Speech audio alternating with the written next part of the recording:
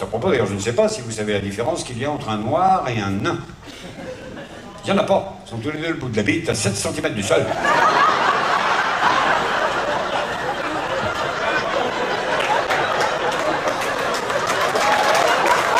Voilà. Ah bah, si t'as jamais connu une nain, tu peux pas te marrer, hein. Moi, j'ai ça, j'ai une copine qui a connu un noir, c'est pour ça. Le type, il disait, je vais pas trop loin, elle disait, recule-toi de 10 cm, pourrait peut-être bouger un peu la tête. Je rassure tout le monde, je profite toujours des kékés de gousse pour balancer 2-3 saloperies. Tiens, en parlant noir, ça fait marrer. Moi, j'ai un copain, il a un pote, il s'appelle Booba.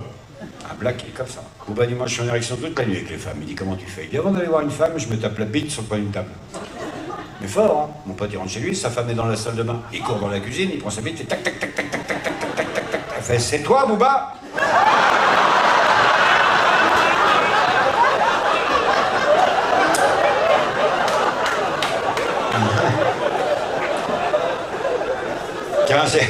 C'est comme ces deux spermatozoïdes qui sont poussés par une éjaculation féroce.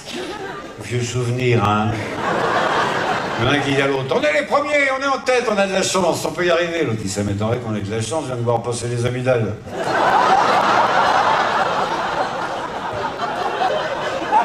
Ah oui, c'est dingue. Alors, ça me fait penser à ce type qui rentre dans un café, il dit, patron, donnez-moi 7 pastis. L'autre, il dit, pourquoi 7 pastis d'un coup? J'arrose ma première fellation. Il dit, alors permettez-moi de vous offrir le 8e. Il dit, vous savez, si avec 7, le goût, il n'est pas passé.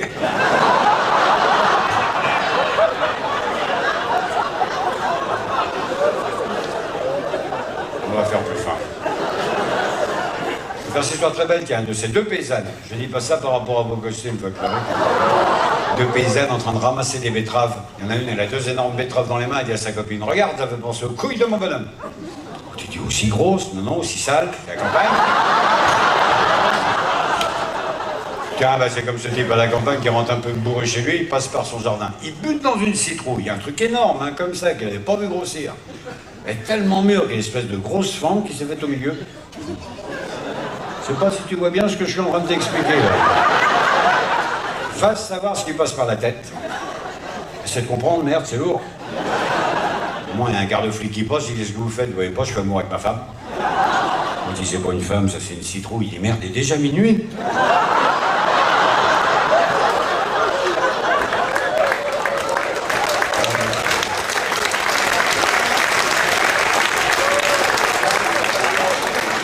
En parlant de campagne, ça fait penser à ce type à la campagne qui vend sa maison. Il y a un type qui vient pour l'acheter, l'autre il dit, je veux voir la maison, mais il faut absolument que vous gardiez les ruches qui se trouvent dans le fond. Et je peux pas, j'ai des enfants, ils vont se faire piquer. Non, non, ici on a des abeilles qui ne piquent pas. Vous rigolez? Non, je vous propose même un truc, je vous accroche tout nu leur pied là-bas, je vais faire mes courses. Quand je reviens, si vous avez une seule piqueur d'abeilles, je vous donne la maison. L'autre il se fait accrocher à poil à l'arbre. Ça fait bien. L'autre il part faire ses courses, quand il revient 2 heures après, l'autre il est en loc. Vous dites pas que vous avez été piqué? Il dit non, mais le petit veau qui est là-bas, il a longtemps quitté depuis sa mère.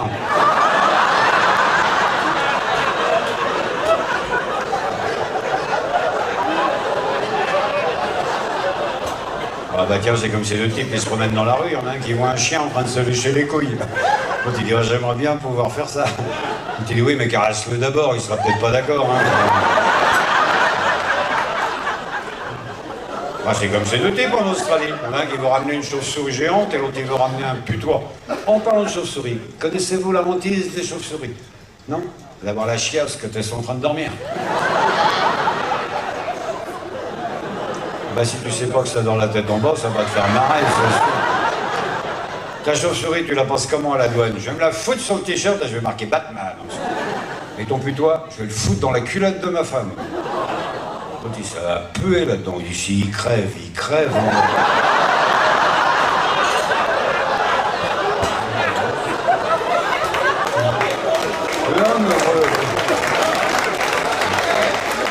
Tiens, c'est comme cette femme qui a reçu son médecin parce qu'elle est pleine de gaz. Ouais, bah ça arrive, ça, chez les filles. Tu verras plus tard chez les vieilles. Alors, elle dit, alors, docteur, je suis gêné. Il faut que je fasse un mouvement dans la rue, les gaz sont longs, ça fait un...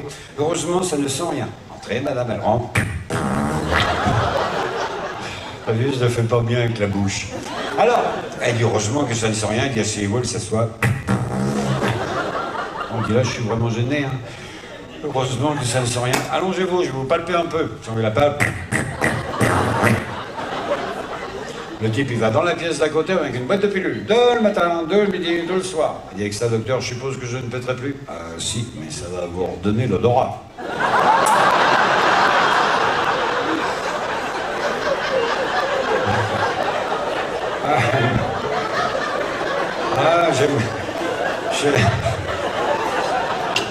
J'aime bien le milieu hospitalier, moi.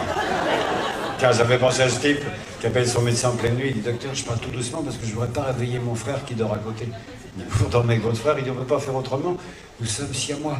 Il dit, qu'est-ce qui vous amène? Il dit, il n'y a pas longtemps, mon frère s'est découvert des tendances homosexuelles. Il dit, c'est pas très grave, ça. Si, c'est grave, parce qu'on a un trou du cul pour deux, puis c'est moi qui l'ai.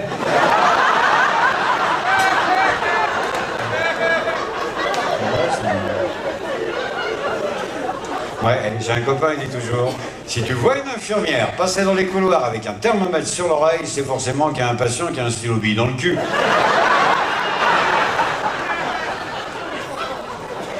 Ça, c'est fait aussi.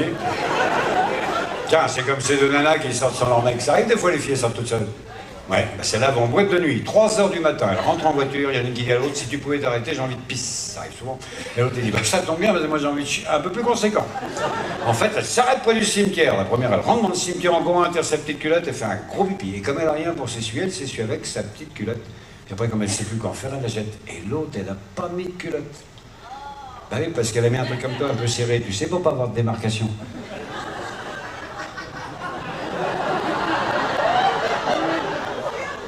En revanche, elle fait un caca un petit peu nerveux. Et comme elle n'a rien pour s'essuyer, elle trouve sur une tombe à côté une couronne mortuaire. Elle s'essuie avec. Et elle rentre chez elle. Et là, il y a un des maris qui appelle l'autre. Hein, je sais pas ce qu'elles ont foutu nos femmes ce soir. La mienne, elle vient de rentrer, elle n'avait plus de culotte. Donc il dit, mais c'est pas mieux, elle est rentrée avec un truc collé au cul, marqué, nous ne t'oublierons jamais, tes copains qui t'aiment.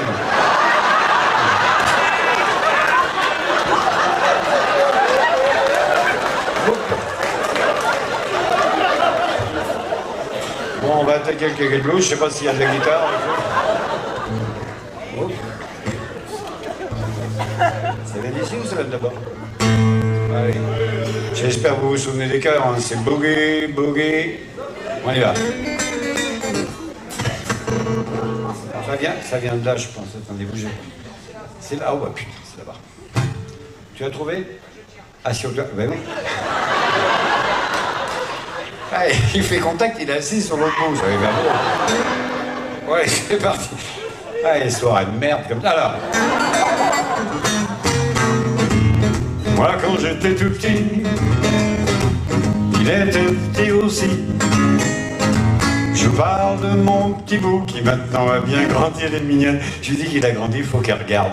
Mais dès l'âge de 12 ans, je ne comprenais pas vraiment, en jouant avec son ange que parfois il me demande. Que voulez-vous, je vous dis, fallait bien qu'il prenne l'air mon petit bout. Et cette époque-là, on y va les cœurs, l'époque du Kegel Blues. Boogie boogie, ça fait wow, Kegel Blues. Et que voulez-vous que je vous dise, fallait bien qu'il prenne l'air mon petit bout à cette époque-là. Et puis j'ai rencontré Françoise, madame, depuis le début, vous avez une tête à vous appeler Françoise. Non? C'est pas loin. C'est comment votre prénom? Pardon? Sylvie, c'est aussi con.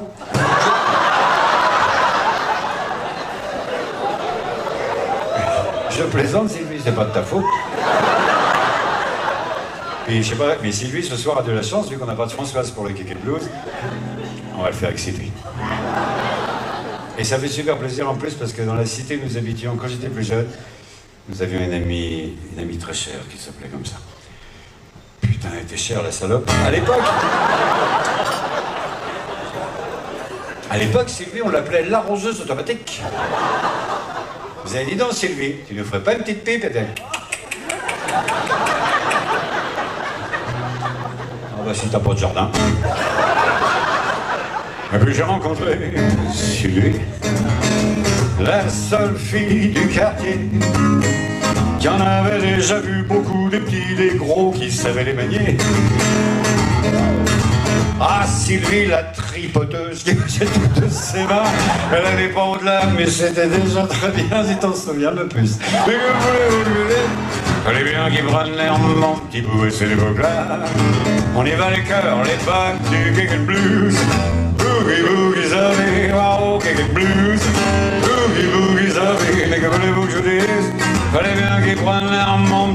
c'est les beuglas.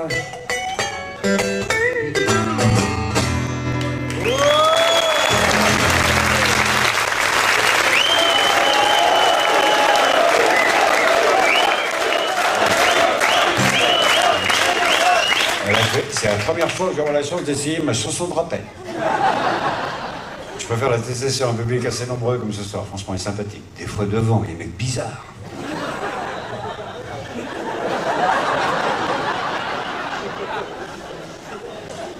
T'as cru que je t'avais oublié, toi, non? Alors ça fait à la Saint-Ignace, on s'embrasse avec moi. À la Saint-Ignace, on s'embrasse. À la Sainte-Ursule, on s'embrasse aussi. Pauvre malade.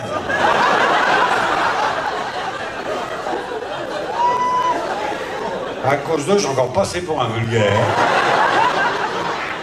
Obligé de faire cette histoire que je ne fais jamais. C'est l'histoire du type, il se lève le matin, il dit à sa femme, tu vas pas me voir pendant 10 minutes. Il dit, ah bon, quoi, tu vas faire le café? Non, je vais t'enculer.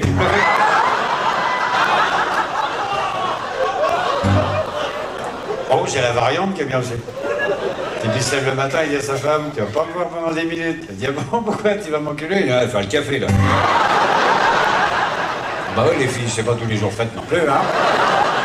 Je voudrais pas vous laisser là-dessus, oh non. Ni même dessous, d'ailleurs.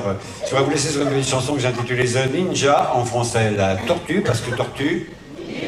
Tortue, ninja. En verlan, tu dors, Janine. Vous savez la différence qu'il y a entre une blonde et une tortue? Il n'y en a pas. Une fois sur le dos, c'est baisé.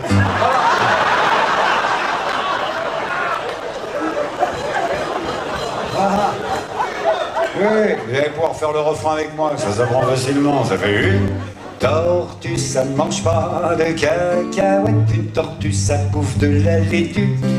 D'un côté de la tortue, tu as la tête et de l'autre le trou du... C'est sympa, ça.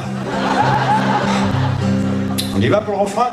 Une tortue, ça ne mange pas de cacahuètes. Une tortue, ça bouffe de la laitue. D'un côté de la tortue, tu as, et de l'autre le trou. Si elle rentre sa tête en fronçant les sourcils, c'est qu'elle a très envie de se lécher le nombril. Si elle pousse des petits cris le soir au fond des bois, c'est qu'elle s'est léchée trop bas. Si c'est lui, ça peut le faire, une tortue, refrain. Une tortue, ça mange pas de cas. Une tortue, ça bouffe de la laitue.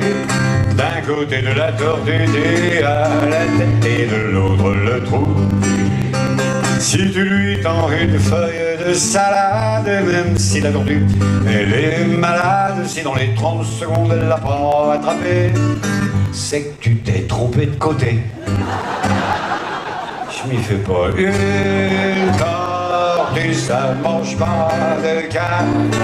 Une tortue, ça bouffe de la laitue. D'un côté de la tortue, tu as la tête et de l'autre le trou.